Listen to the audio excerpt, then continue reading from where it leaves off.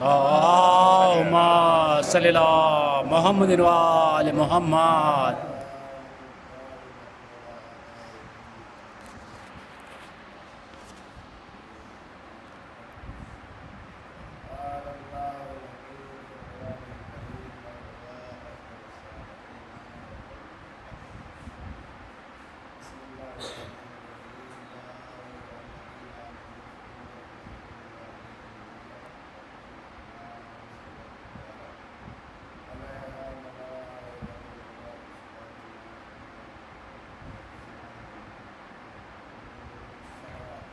اللہم صلی اللہ محمد و آل محمد.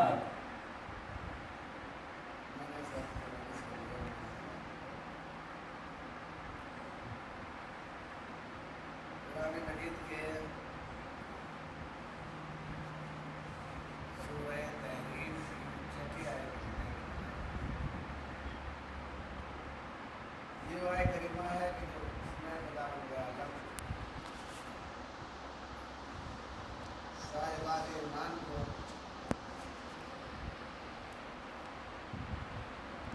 مخاطب کرتے ہوئے ارشاد فرما رہا ہے، اے ایمان لانے والو، اے صاحبان ایمان، اے ایمان کے دعوے دارو، تمہارا فرض یہ ہے، تمہاری ڈیوٹی ہے کہ تم اپنے کو بھی اور اپنے اہل و عیال کو بھی دوزخ کی اس آگ سے بچاؤ کہ جس کا ایندھن انسان اور پتھر ہو۔ عزیزوں، معمولی سمجھ رکھنے والا انسان بھی اس بات کو جانتا ہے کہ پتھر میں قوت عمل نہیں ہوتی، انسان میں قوت عمل ہے، پتھر میں قوت عمل نہیں۔ تو سوال یہ پیدا ہوتا ہے کہ جزا و سزا کا سوال وہاں پیدا ہوتا ہے جہاں قوت عمل ہو، اور جہاں قوت عمل نہ ہو وہاں جزا و سزا کا سوال پیدا نہیں ہوتا ہے۔ تو سوال یہ ہے کہ انسان میں قوت عمل ہے، جزا و سزا کا سوال پیدا ہوتا ہے، لیکن پتھر میں قوت عمل نہیں ہے، تو یہ انسان کے ساتھ پتھر کو آگ میں کیوں ڈالا جائے گا؟ تو یاد ہے کہ پتھر کو آگ میں اس لیے نہیں ڈالا جائے گا کہ مجرم ہے، خطا کار ہے، بلکہ پتھر کو آگ میں اس لیے ڈالا جائے گا تاکہ آگ کی تندی میں، آگ کی حدت میں اور اضافہ ہو جائے۔ تو پتہ یہ چلا کہ دوزخ کی آگ میں جلنے والا فقط اور فقط کون ہے؟ حضرت انسان. انسان۔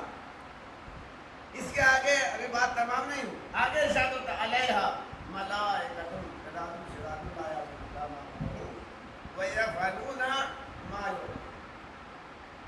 یاد رکھو، اس پر ہم نے ایسے ملائکہ کو معین کیا کہ جو نر مزاج نہیں رکھتے، سخت مزاج رکھتے، اور یہ ہمارے حکم کی فرما برداری نہیں کریں گے، یہ وہی کرتے ہیں کہ جو اس کا حکم ہوتا ہے۔ ان کی شان یہ ہے کہ جو پروردگار کا حکم ہوتا ہے، پروردگار کہتے ہیں ہمارے حکم کی نافرمانی نہیں کریں، یہ وہی کریں گے کہ جو ہم چاہیں۔ میں کہوں گا پالنے والے تیرا اتنا فرمانا کافی تھا کہ اپنے کو اور اپنے اہل و عیال کو، اپنے بچوں کو، اپنی فیملی کو دوزخ کی اس آگ سے بچاؤ کہ جس کا ایندھن انسان کو پتھروں کی بات سمجھ میں آ جاتی ہے، بات مکمل ہو جاتی ہے۔ لیکن تو نے اس پر ملائکہ کے معین کرنے کا تذکرہ کیوں کیا؟ اور کہ تو شاید اس عالم الغیب خدا کا جواب آئے کہ میں اپنی پیدا کی ہوئی مخلوق کے مزاج سے واقف ہوں، تمہارا سوچنے کا انداز یہ ہے کہ تم آخرت کو بھی دنیا ہی کے انداز میں سوچنے لگتے ہو۔ تم نے دیکھا ہوگا دولت کے ذریعے، حکومت کے ذریعے، رشوت کے ذریعے جیل کے اسٹاف کو ملا لیا جاتا ہے، اور وہ جیل جو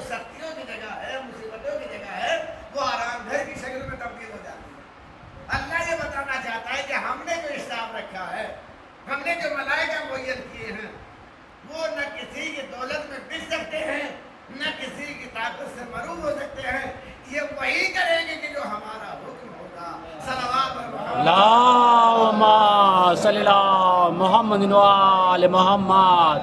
عزیزو، آج کی مجلس میں میں چاہتا ہوں کہ صرف ایک پیغام دیا جائے. پیغام کیا ہے؟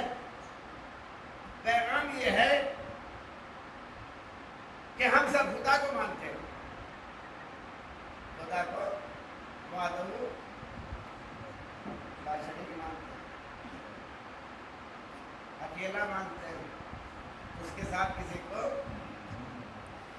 شریک نہیں کرتے. خدا کے بعد ہم کسے مانتے ہیں؟ تھوڑا میرے قریب آ جائیے، تھوڑا بڑھ جائیے، یہاں سے چلنا. جتنا قریب ہو کے بات کرو گے بات سمجھ میں آئے گی. آج معاملہ نہیں کرنا، آج بات سمجھنا ہے.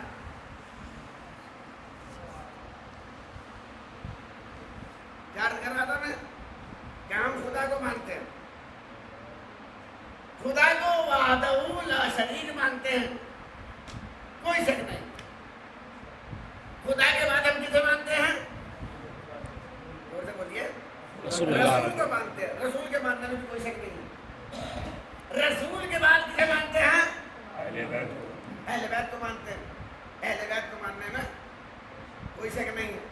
اگر نہ مانتے تو امام بارگاہ میں آتے کیوں؟ اپنی جان ہم اہل بیت کی محبت میں چھڑکتے ہیں. سب کچھ نثار کرنے کے وقت بھی، پیسہ بھی، اپنی جان بھی سب آل محمد کی بارگاہ میں قربان کرنے کے لیے تیار. بات سمجھ میں آ گئی؟ سوال یہ پیدا ہوتا ہے کہ ہم خدا کو مانتے ہیں، نبی کو مانتے ہیں، رسول کو مانتے ہیں. ہم خدا کو مانتے ہیں، مگر ہم خدا کی کتنی باتوں کو مانتے ہیں، کتنی باتوں کو نہیں مانتے. ساری باتوں کو مانتے ہیں؟ نہیں، ساری کو نہیں مانتے. پر میں تو مانتا نہیں.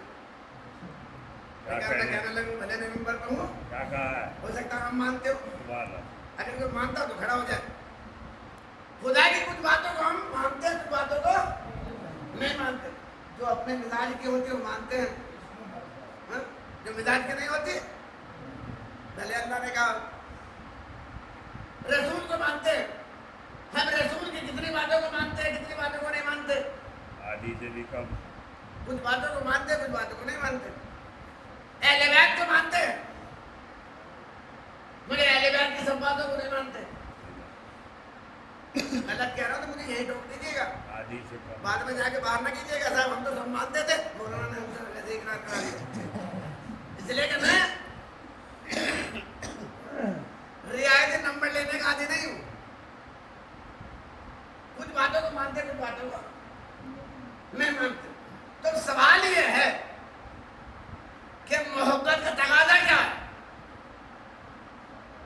محبت کا تقاضا یہ ہے کہ جب ہم خدا کو مانتے ہیں، رسول کو مانتے ہیں، اہل بیت کو مانتے ہیں، تو ان کی تمام باتوں پر عمل کیا جائے. سبحان اللہ. جو انہوں نے کہا اس پر عمل کیا جائے، جو انہوں نے منع کیا ہے اس سے انکار کیا جائے. سبحان اللہ. مگر کیا ہم ایسا کرتے ہیں؟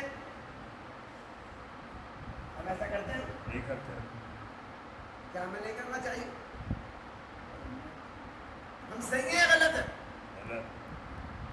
تھوڑا سوچنے کی ضرورت ہے. بابا نہیں، بالکل بابا نہیں. آیا یہ ہمارا جو طریقہ ہے، ہمارا جو یہ رویہ ہے، یہ صحیح ہے غلط ہے؟ اب میں نہیں کہوں گا، اس کا فیصلہ آپ کریں گے.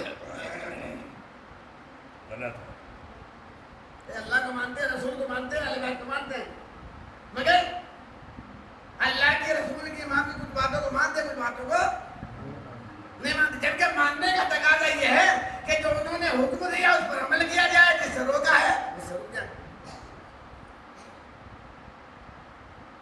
دراصل بات کیا ہے؟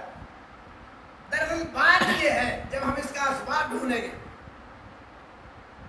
کیا وجہ ہے، کیا سبب ہے، کیا علت ہے کہ ہم ان کی کچھ باتوں کو مانتے ہیں، کچھ باتوں کو نہیں مانتے. توجہ کیجیے گا. تو بہت سے اسباب ہمارے سامنے آ جائیں گے. بہت سے اسباب ایسے ہوں گے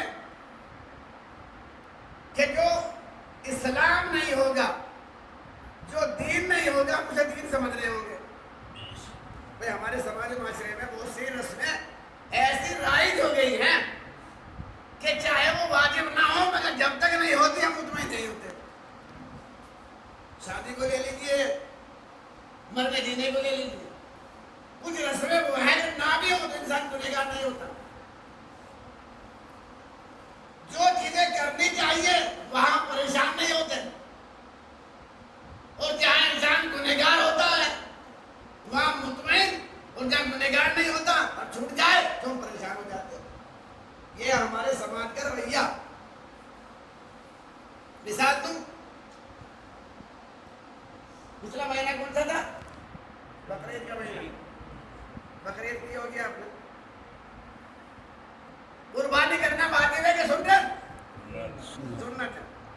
ہاں یہ ہے کہ سنت مؤکدہ ہے، کرنے کی اتنی تاکید ہے کہ اسے کرنا چاہیے چاہے قرض ہی لے کر کیوں نہ کرے، اس سے انکار نہیں. لیکن جو میں کہنا چاہ رہا ہوں،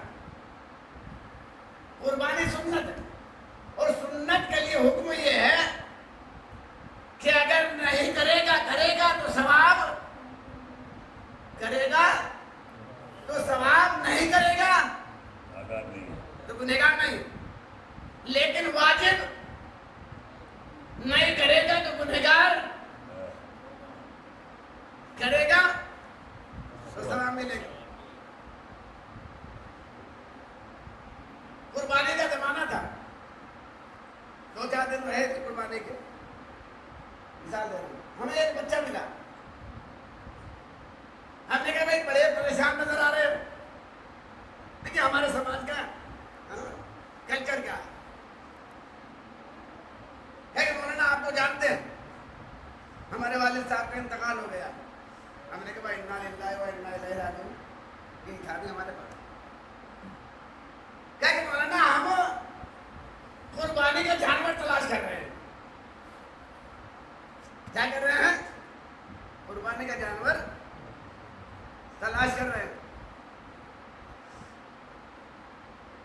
اس لیے کہ ہمارے گھر میں کبھی ایسا نہیں ہوا کہ جب قربانی نہ ہوئی. ہر سال قربانی ہوتی ہے. باپ کے مرنے کے بعد تھوڑے سے حالات خراب ہو گئے، مگر قربانی اس بار میں کریں گے.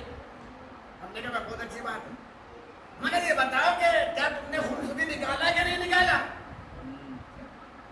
خمس کیا ہے؟ واجب. قربانی کیا ہے؟ سنت. کہ اللہ خمس کسے کہتے ہیں؟ ہم نے کہا خمس وہ ہے کہ اگر نہیں نکالا، قرآن مجید کے پہلے تو 12 میں ارشاد ہوتا ہے، اور اگر قرآن میں چھوڑی اہل بیت کو دیکھیں تو اہل بیت نے فرمایا ہے کہ جس نے خمس نہیں نکالا اس نے خدا، رسول اور امام کا اور سادات قریب سادات کا حق کھایا. یہ ایسا واجب ہے کہ نہیں نکالنا تو انسان گنہگار ہے. قربانی نہیں بھی کی تو گنہگار نہیں. لہذا میرا مشورہ یہ ہے کہ آپ ایسا کریں، اس سال قربانی نہ کریں، اس سال خود تو نکالیں. اللہ مولانا میں اپنی طرف سے تو کچھ نہیں کر سکتا. پتہ اماں سے پوچھ لیتا ہوں، بھئی ہمارے سماج میں آدھی شریعت جو ہے وہ عورتوں سے چل رہی ہے. اگر عورت نے کہہ دیا تو ٹھیک، ورنہ پورا نہیں. آدھی شریعت کہاں سے چلتی ہے؟ یہاں نہیں چلتی.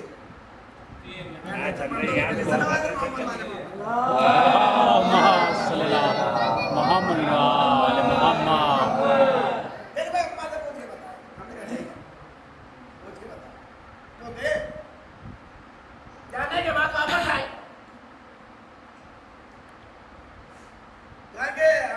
مولوی صاحب نے کہا کہ قربانی مستحب ہے، نہیں کرو گے تو گنہگار نہیں ہوں گے، مگر خمس نکالنا واجب ہے، نہیں نکالا تو گنہگار ہوں گے. اور ماں نے کہا کہ جاؤ مولانا سے کہہ دینا کہ ہمارے خاندان میں کبھی ایسا نہیں ہوا ہمارے گھر میں کہ قربانی نہ ہوئی ہو. خمس ہم نے آج تک نکالا نہیں، خمس آج تک نکالا نہیں. لہذا ہمیں خوف ہوتا ہے کہ کہیں ایسا نہ ہو کہ عذاب نازل نہ ہو جائے. اب میں آپ سے پوچھتا ہوں، عذاب نازل سنت کے چھوڑنے پہ ہو گیا یا واجب کے چھوڑنے پہ؟ مگر انسان پریشان کہاں ہے؟ سلام علیکم محمد. صلی اللہ محمد وآل محمد. انسان پریشان ہوا جا پریشان نہیں ہونا چاہیے. کتاب ایسا تو کبھی نہیں ہوا کہ قربانی نہ ہوئی. لہذا ہمیں خوف ہوتا ہے. اور دوسری مثال ہے کہ امام بارگاہ میں آئے, اللہ نے رکھا ہوا ہے, جیسے ہی زیارت کے لیے ہاتھ بڑھایا, پنجہ ڈھیلا تھا اتفاق سے نیچے گر گیا. اب بڑے پریشان ہوتا ہے ہمارے زمان میں ایسا. جو پریشان ہے بھائی, کیا مولانا کیا بتائے, ابھی امام بارگاہ میں گئے تھے, ہمارے ہاتھ سے پنجہ گر گیا, پتہ نہیں کون سا عذاب نازل ہو جائے. اچھا عذاب نازل ہو جائے گا, آپ نے جان بوجھ کے پنجہ نہیں گرایا. اب آپ جہاں جان بوجھ کر حرکتیں کر رہے ہیں, ایک دوسرے کو نیچا دکھانے کے لیے کہ ہماری مجلس ہے یا تمہاری مجلس ہے, یہ ہمارا امام بارگاہ ہے اور تمہارا امام بارگاہ ہے, یہ ہمارا خطیب ہے اور تمہارا خطیب ہے, وہاں پر ڈر نہیں لگ رہا. جہاں ڈرنا چاہیے وہاں ڈر نہیں ہے, وہاں پر ڈر رہے ہیں کہ یہاں پر کچھ ہونے والا نہیں. تو بتائیے ہم کس راستے پہ جا رہے ہیں؟ ہم صحیح راستے پہ جا رہے ہیں کہ غلط راستے پر؟ غلط ہے. بھائی ڈرنا چاہیے تو یہاں ڈرنا چاہیے. اچھا فلاں صاحب کی مجلس ہے, ہم جائیں گے نہیں, اور ایسی ایسی حرکتیں ہم کر بیٹھتے ہیں کہ خود تو جائیں گے نہیں, دو چار کو اپنے ساتھ وہ روک لیں گے. مجھے یہاں ہوتا ہے کہ کوئی یہ نہ کہ صاحب مجھ سے پڑھوایا گیا, میں وہ باتیں کر رہا ہوں جو سماج کے ہمارے دیکھنے میں آتی. اس لیے کہ کبھی کبھی آدمی سوچ لیتا ہے کہ صاحب مولانا سے پڑھوایا گیا, ہمارے سماج کا کچا ذہن یہ بھی بن گیا. اوہ مولانا سے کسی نے بتا دیا, کوئی مولانا نے پڑھ دیا, ہمارا پڑھ دیا نہیں. ہم یہ چیزیں سماج میں دیکھتے ہیں, اور جو چیزیں دیکھتے ہیں اگر ان کو نہ پڑھے تو ہم گنہگار. بھائی ممبر تو ہے, یہ ممبر میرے باپ کا نہیں ہے,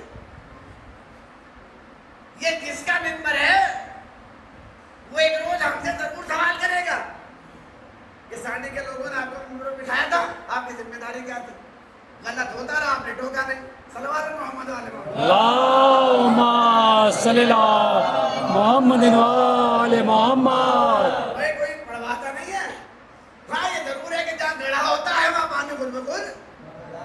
صلوات محمد علیہ محمد. اللہم صلی اللہ محمد وآل محمد. جو ایسے واقع ہوئے, گڑھا ہوا, پانی چلا گیا. میں اتنی میں سنا رہا تھا, میرے کافی دو جوان بیٹھے ہوئے تھے. ایک صاحب مشہور ذاکر ہیں میاں عباس صاحب, ان کا انتقال ہو گیا. وہ ایک جگہ مجلس پڑھ رہے تھے ہمارے مظفرنگر علاقے میں.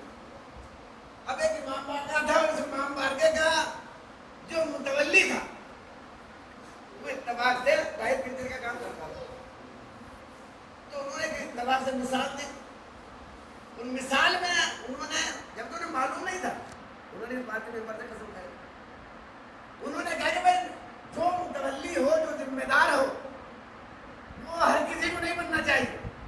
جو اس کا اہل ہو اسے عہدیدار بننا چاہیے, چاہے منتظر ہو چاہے ممبر ہو جائے. ایسا نہیں کہ ٹائپ پرنٹر کا کام کرتا ہو اور وہی امام بارگاہ کا متولی بن جائے. اس نے مولانا کا بیان پکڑ دیا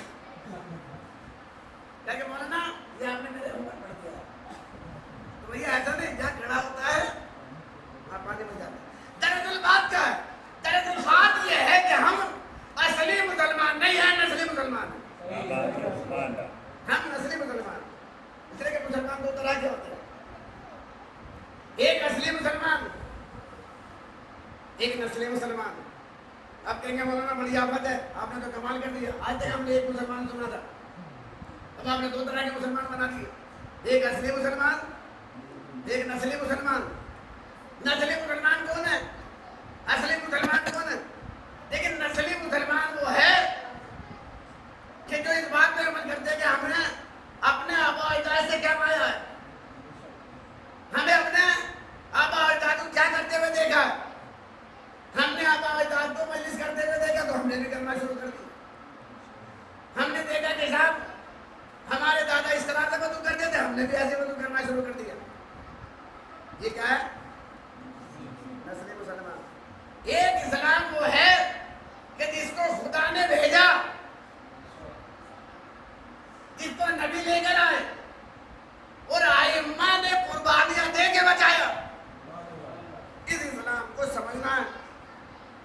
اسلام میں کس کا کیا احترام ہے؟ ماں باپ کا احترام انہوں نے کیا بتایا؟ وضو کیسے کرنا ہے، نماز کیسے پڑھنا ہے، عزاداری کیسے کرنا ہے۔ خدا کا شکر ہے کہ ہمارے پاس ادھورا اسلام نہیں ہے، ہمارے پاس مکمل اسلام ہے۔ کوئی چیز ایسی نہیں جس کا تذکرہ اسلام میں نہ کیا۔ فرق یہ ہے کہ صرف پڑھنے والا یا دیکھنے والا سننے والا ہونا چاہیے۔ صلوات پر محمد اللہم صلی اللہ محمد وآل محمد۔ ہمارے پاس وہ اسلام نہیں ہے کہ جسے امام حسین نے قربانیاں دے کر رکھا ہے۔ ہمارے پاس وہ اسلام نہیں ہے جس کا آج بھی ایک بار اس پردے قائم میں رہ کر ہماری حفاظت کرے۔ ہم بے وارث نہیں ہیں، کوئی اپنے کو لاوارث نہ سمجھے۔ اس فرش عذاب میں بیٹھنے والا ہمارا وارث ہے، اور وارث بھی وہ ہے کہ ہم اسے دیکھ رہے ہوں نہ دیکھ رہے ہوں، مگر وہ ہمیں دیکھ رہا ہے۔ اور روایت میں ہے کہ ہر شب جمعہ ہمارے نامہ اعمال ہم جو کچھ بھی کرتے ہیں اس امام کو بارگاہ میں جاتے ہیں۔ اگر ہمارے اعمال اچھے ہوتے تو امام دیکھ کے خوش ہوتے، اور اگر ہمارے اعمال اچھے نہیں ہوتے تو امام غمگین ہوتا۔ لہذا عزیز و دوستو، اپنے امام کو خوش کرنے کی کوشش کریں، لوگوں کو خوش کرنے کی کوشش نہ کریں۔ یہ مت دیکھیں کہ لوگ کیا کہیں گے، بلکہ دیکھیں کہ ہمارا امام کیا کہے گا۔ اجب سوال یہ ہے کہ خدا کو مان کر، رسول کو مان کر، ائمہ کو مان کر کیا وجہ ہے کہ ہم کچھ باتوں کو مانتے کچھ باتوں کو نہیں مانتے؟ آئیے میں اس کو اپنی زبان سے بھی بیان کروں گا، اپنی زبان سے بیان کروں گا تو کچھ مانیں گے کچھ نہیں مانیں گے۔ میں چاہتا ہوں کہ اس کو امام کی زبانی آئی کیوں؟ اس لیے کہ امام کا جانے والا جب امام کی بات کو سنے گا تو شاید ماننے کے لیے تیار ہو جائے۔ روایتوں میں کہ ہمارے چوتھے امام امام زین اللہم صلی اللہ محمد وآل محمد کہ ساتھیوں میں سے ایک ساتھی گزرے ہیں جناب ابو حمزہ شمالی۔ جناب ابو حمزہ شمالی، روایت میں یہ ہے کہ قیامت کے روز ہر معصوم کے ساتھ اس کے ساتھیوں کو بلایا جائے گا۔ رسول خدا کو بلایا جائے گا، رسول خدا کے ساتھ بھی جائیں گے۔ مولا علی کو بلایا جائے گا، مولا علی کے ساتھ بھی جائیں گے۔ امام حسن کو بلایا جائے گا، امام حسن کے ساتھ بھی جائیں گے۔ اچھا جب ہم کس کے ساتھ جائیں گے؟ بولیے بھائی، امام زمانہ کے ساتھ جائیں گے۔ امام زمانہ کی ہمیں کتنی معرفت ہے؟ کبھی آپ نے غور کیا؟ جس کے ساتھ جائیں گے اگر اس نے پوچھ لیا کہ مجھے جانتے ہیں کہ نہیں جانتے، پتا چلا کہ آدھوں کو تو ان کی والدہ کا نام بھی نہیں پتا، تو لہٰذا جس کے ساتھ جائیں گے اس کی معرفت ہمارے لیے ضروری ہے۔ آج جب ہم آخری امام کا ذکر کرتے ہیں تو ہمارا مجمع تو سننے کے لیے تیار نہیں ہوتا، بلکہ جانتا ہے ہم مولا علی کے ساتھ نہیں جائیں گے، میں امام حسین کے ساتھ جائیں گے۔ پوری ذمہ داری سے ممبر سے کہہ رہا ہوں، ہمیں جانا ہے امام زمانہ کے ساتھ۔ لہذا جب تک امام زمانہ کی معرفت ہمیں نہیں ہوگی، امام زمانہ ہمیں اپنے ساتھ نہیں دے گا۔ لہذا ہماری ذمہ داری کیا بنتی ہے؟ ہماری ذمہ داری یہ بنتی ہے کہ ہم امام زمانہ کی زیادہ سے زیادہ معرفت حاصل کریں۔ تو میں آج میں عرض کر رہا تھا کہ کیا وجہ ہے؟ وجہ سن لیجیے۔ جناب صحابی کیا؟ ابو حمزہ شمالی، ان سے ایک دعا مشہور ہے، دعا ہے ابو حمزہ شمالی۔ یہ کب پڑھی جاتی ہے؟ یہ ماہ رمضان المبارک میں سحر کے وقت پڑھی جاتی ہے. وہ چھوٹی دعا نہیں ہے، 8 گھنٹے کی دعا ہے. مگر یہ دعا وہ دعا ہے کہ کائنات کی کوئی دعا چھٹی ہی نہیں جو اس دعا کے اندر موجود نہ ہو. یہ چوتھے امام کا کرم ہے کہ انہوں نے دعاؤں کا ایک ذخیرہ ہمارے حوالے کیا. دعا ان کے نام سے مشہور ہے مگر چوتھے امام کی دعا ہے. جیسے دعا کمیل محمد علی کی دعا ہے مگر جناب کمیل سے مشہور ہے، ویسے یہ دعا چوتھے امام کی ہے مگر منسوب ان سے، اس لیے کہ اہل بیت کا طریقہ یہ ہے کہ جس کو جو دے دیتے ہیں اس سے واپس نہیں لیتے ہیں. صلوات محمد علیہ اللہم صلی اللہ محمد وآل محمد. تو ان کی دعا ابو حمزہ صومالی، ابو حمزہ صومالی کی حیثیت کیا ہے، منزلت کیا ہے، 2 لفظوں میں یہ بھی سن لیجیے. آج دنیا میں کہتے ہیں صحابہ کو نہیں مانتے، صحابہ کو نہیں مانتے. ہمارا صحابی تو ہو،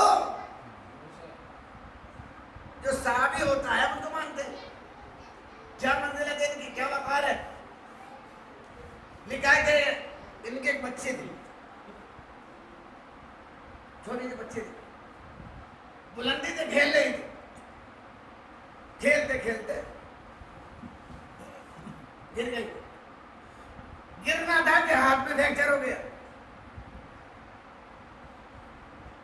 اور جب ہاتھ میں فریکچر ہوا تو بچی تڑپنے لگی، ظاہر سی بات ہے. ابو حمزہ صومالی چھوٹے جراح ہوتے تھے، ڈاکٹر تو ہوتے نہیں تھے. جراح کے پاس لے کے پہنچے، جراح نے ہاتھ کو دیکھا، بس آخری واقعہ ہے. جراح نے ہاتھ کو دیکھا اور ہاتھ کو دیکھنے کے بعد کہتے اے ابو حمزہ صومالی، تمہاری بچی کے ہاتھ میں فریکچر ہو گیا، ہڈی ٹوٹ کے اوپر چڑھ گئی ہے، لہٰذا مجھے کھینچ کے اسے بٹھانا پڑے گی، تمہاری بچی کو تکلیف ہو. یہ کہہ کے وہ اندر اپنا اوزار سامان کو کرتے ہیں، وہ لینے کے لیے گئے. وہ جب لے کے آئے اور بچی نے کہا بچی ہاتھ بڑھاؤ. دیکھیں صحابی کیسا ہوتا ہے، جب امام سے انسیت انسان کی ہو جاتی ہے تو کیسا ہوتا ہے. کیا بچی ہاتھ بڑھاؤ، بچی نے ہاتھ بڑھایا. تاریخ کے جملے کہ جرہ کبھی ادھر سے دیکھتا ہے کبھی ادھر سے دیکھتا ہے. کہ بچی تو نے غلطی سے دوسرا ہاتھ بڑھا دیا، تیرے اس ہاتھ میں فریکچر نہیں ہے، دوسرا ہاتھ بڑھاؤ. بچی نے دوسرا ہاتھ بھی بڑھا دیا. اب اس نے کبھی ادھر سے دیکھا کبھی ادھر سے دیکھا، کبھی اس ہاتھ کو دیکھتا ہے کبھی اس ہاتھ کو دیکھتا ہے. کہنا بھائی عجیب معاملہ ہے، میں ابھی دیکھ کے گیا تھا کہ بچی کے ہاتھ میں فریکچر ہے مگر اب دیکھ رہا ہوں کہ بچی کے دونوں ہاتھ صحیح و سلامت ہیں. یہ عجیب معاملہ ہے. کہا ابو حمزہ صومالی ہے، تم پر اللہ کا بہت بڑا کرم. اب سنیں آپ، ابو حمزہ صومالی بچی کو لے کے اب گھر کی طرف نہیں چلے بلکہ سیدھے امام کے گھر کی طرف چلے. جا کے امام کو مفصل بیان کیا تو امام نے بتایا کہ ابو حمزہ صومالی، جب جراح نے تم سے یہ کہا کہ تمہاری بچی کے ہاتھ میں فریکچر ہو گیا ہے تو تمہارے دل میں ایک ٹھیک پیدا ہوئی کہ میری بچی کو تکلیف ہوگی، لہذا اللہ نے اس کے عوض میں تمہاری بچی کے ہاتھ کو ٹھیک کر دیا. پتہ یہ چلا، معلوم یہ ہوا کہ خدا وہ ہے کہ جو زبان سے کہنے کا منتظر نہیں ہوتا، دل کی کیفیت سے اس کی رحمتوں کو جوش آ جاتا ہے. صلوات بر محمد. اللہم صلی اللہ محمد وآل محمد. تو بہرحال ان سے دعا ہے، دعا ہے ابو حمزہ صومالی. اس میں امام نے وہ راز بتایا کیا وجہ ہے، کیا سبب ہے، کیا علت ہے کہ ہم خدا کو مانتے ہیں، رسول کو مانتے ہیں، امام کو مانتے ہیں مگر ان کی کچھ باتوں کو مانتے کچھ باتوں کو نہیں مانتے. امام نے کہا کہ دعا مانگو، اللہم اخرج حب الدنیا من قلبی، پالنے والے میرے دل سے دنیا کی محبت کو نکال.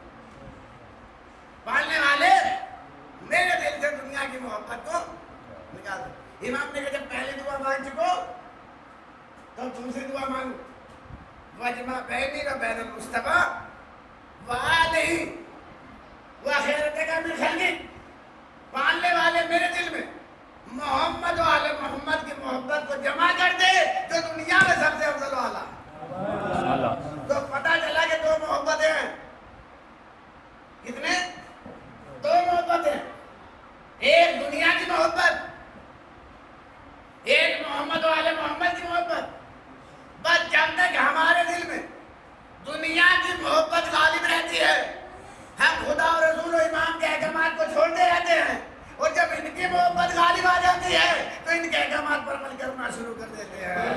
صلوات پر محمد۔ اللہم صلی اللہ محمد و آل محمد۔ ہم ان کی محبت پر عمل کرنا شروع کرتے ہیں۔ دیکھیے یہ دنیا صرف دنیا میں رہنے کے لیے نہیں ہے۔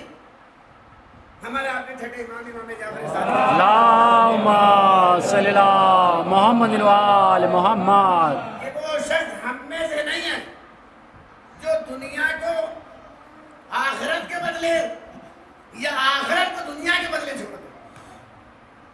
دوسرے افراد ہمارے ایک ایسے ساتھ دنیا میں رہ کر کہاں بچ سکتے ہیں؟ دنیا میں رہ کر کہاں بچ سکتے ہیں؟ روٹی روزی کا بھی معاملہ ہے۔ ایسا معلوم ہوتا ہے کہ روٹی روزی کا مسئلہ تمہارے خود اپنے اختیار میں ہے، نہیں تمہارے اختیار میں نہیں ہے، اللہ نے اپنے اختیار میں رکھا ہے۔ اور یاد رکھیے جتنا رزق اللہ نے ایک انسان کے مقدر میں رکھ دیا ہے نہ اس سے زیادہ ملے گا نہ اس سے کم ملے گا۔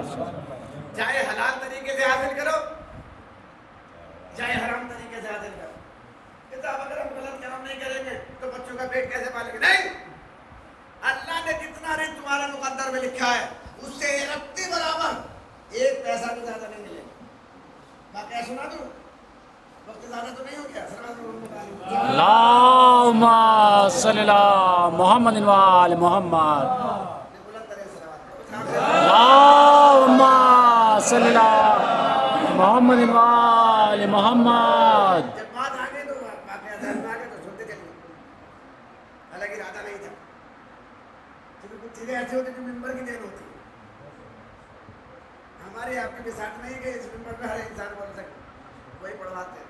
یا تو بات آ گئی تو سنتے چلیے۔ میں کہہ رہا تھا کہ اللہ نے جتنا رزق مقدر میں لکھا ہے چاہے حلال طریقے سے حاصل کرو یا حرام طریقے سے حاصل کرو ملے گا اتنا ہی۔ مولا کائنات علی بن ابی طالب علیہ السلام اللہم صلی اللہ محمد و آل محمد۔ مسجد کوفہ میں عبادت کے لیے آئے۔ اب کچھ لوگ ایسے ہوتے ہیں کہ جنہیں کچھ کام نہیں ہوتا، جہاں جگہ ملتی ہے وہیں کھڑے ہو جاتے ہیں۔ اب ایک ناکارہ آدمی، نکما آدمی مسجد کے دروازے پہ بیٹھا تھا، ایسے جیسے بہت سے آپ نے دیکھا چوراہے پہ کھڑے رہتے ہیں، جہاں جگہ ملتی ہے وہیں بیٹھ جاتے ہیں۔ اور جو گٹکا کھانے والے ہوتے ہیں ان کو یہ بھی نہیں دیکھتے کہ نالے پہ بیٹھنا چاہیے، نہیں بیٹھتے وہیں بیٹھ جاتے ہیں۔ تو مسجد کے دروازے پہ بیٹھا تھا، مولا آئے، مولا گھوڑے پہ سوار تھے۔ کیا پہ سوار تھے؟ گھوڑے پہ سوار تھے۔ اب سوال یہ ہوا کہ اتنی دیر میں عبادت کروں گا، اس گھوڑے کی عبادت کون کرے گا؟ بھائی جانور ہے، یہ آسان ہو کے چلا جائے۔ سوال ہوا کہ اتنی دیر میں عبادت کروں گا مسجد میں، اس گھوڑے کی عبادت کون کرے گا؟ مولا نے اس سے کہا بھائی تم یہاں بیٹھے ہو، کیا یہ ممکن ہے کہ کتنی دیر میں عبادت کروں تم میرے گھوڑے کی عبادت کرو؟ کہا کہ ٹھیک ہے آپ جائیے، میں اس کی عبادت کروں گا۔ مولا گئے، عبادت کی، عبادت سے فارغ ہو کر جب واپس آئے تو عجب منظر دیکھا، جس کے جانے کا یقین تھا وہ وہیں کھڑا تھا۔ وہ جس کے لیے تھا کہ جانے والے کی عبادت کرے گا وہ جا چکا تھا اور اکیلا ویسے ہی نہیں گیا, خالی ہاتھ نہیں گیا تھا, بلکہ مولا کے گھوڑے کے لگام بھی لے گئے. مولا کے گھوڑے کے لگام بھی لے گئے. مولا نے دیکھا کہ بھائی گھوڑا تو کھڑا, لگام غائب. خیر کوئی بات نہیں, مولا سے واپس آئے اور گھر آنے کے بعد قمر کو آواز دی, قمر جی سرکار لو 2 درہم. مولا کس لیے؟ کہا جاؤ مارکیٹ سے, بازار سے لگام خرید لا. قمر نے 2 درہم لیے, جیب میں ڈالے, بازار میں پہنچے.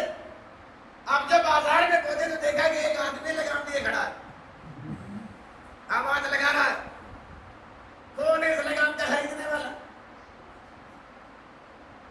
کتنے میں بیچو گے؟ کہا کہ 2 درہم میں. غور کیجیے گا, لفظوں پہ غور کیجیے گا. کتنے میں بیچو گے؟ 2 درہم میں. قمر نے جیب سے 2 درہم نکالے, لگام لی, واپس آ گئے. اب اپنی چیز کی پہچان کسی نہیں ہوتی, وہ تو مولا دے. مولا نے پہچان لیا, مسکرائے.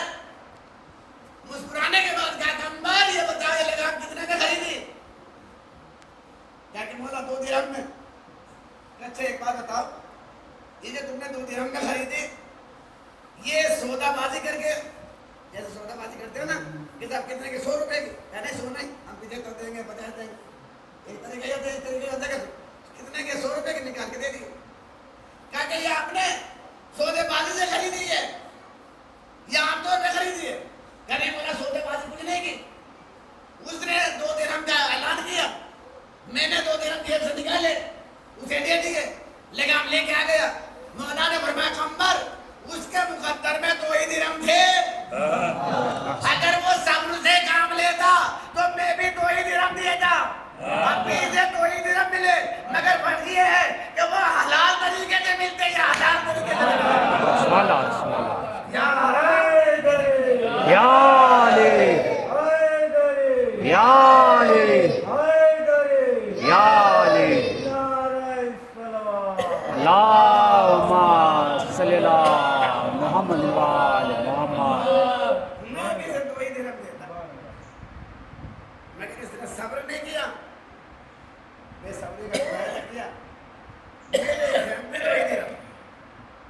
بس فرق یہ ہے کہ وہاں حلال طریقے سے ملنے والے تھے, یہاں اس نے حلال طریقے سے نہیں حاصل کیا.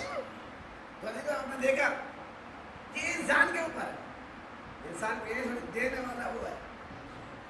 انسان کو انسان کے لیے زیادہ کر لے, اللہ پر توکل کر لے, تو اللہ خود بخود راستے ہموار کر دیتا ہے.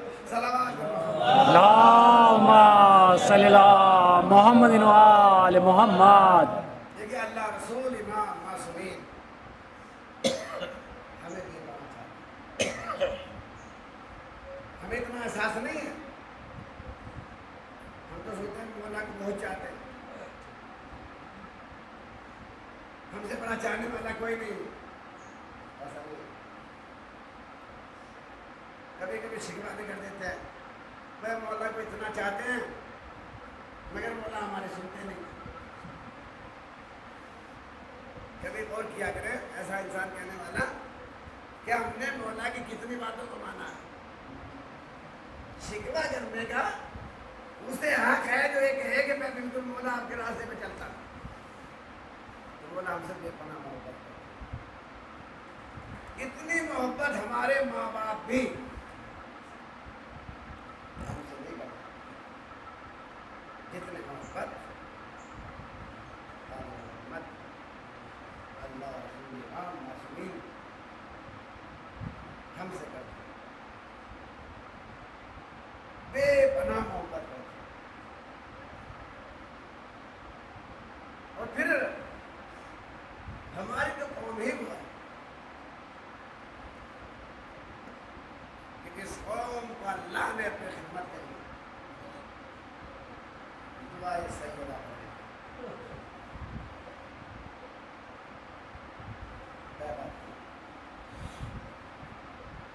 اس لیے کہ جب امام حسین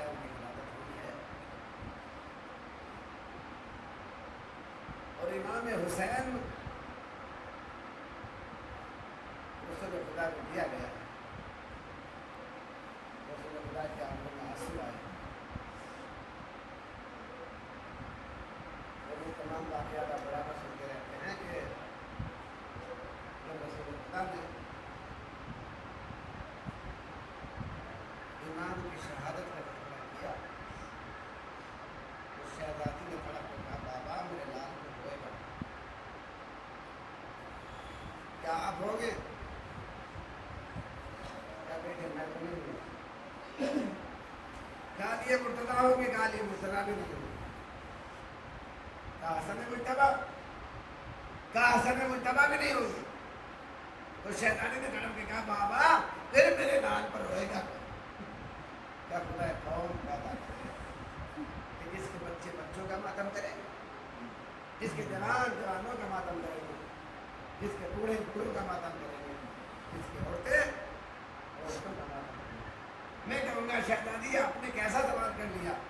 ارے اگر آپ نہیں رہیں گے, ابوالحسن نہیں ہوں گے, حسن مجتبیٰ نہیں ہوں گے, تو سید سجاد تو رہیں گے, زینب تو رہیں گی, سکینہ تو رہے گی. آج اپنی شہزادی فرمائے ارے مجھے قیامت تک کے گریے کی فکر ہے اور مجھے معلوم ہے سکینہ رہے گی اگر رونا چاہے گی تو شبر تماچے لگائے گا. سید سجاد رہیں گے اگر رونا چاہیں گے تو اشکیانوں کے نیزہ چبائیں گے. ہاں آزادہ رو, یہی وجہ ہے رونا, رونے سے انسان کو گریز نہیں کرنا چاہیے.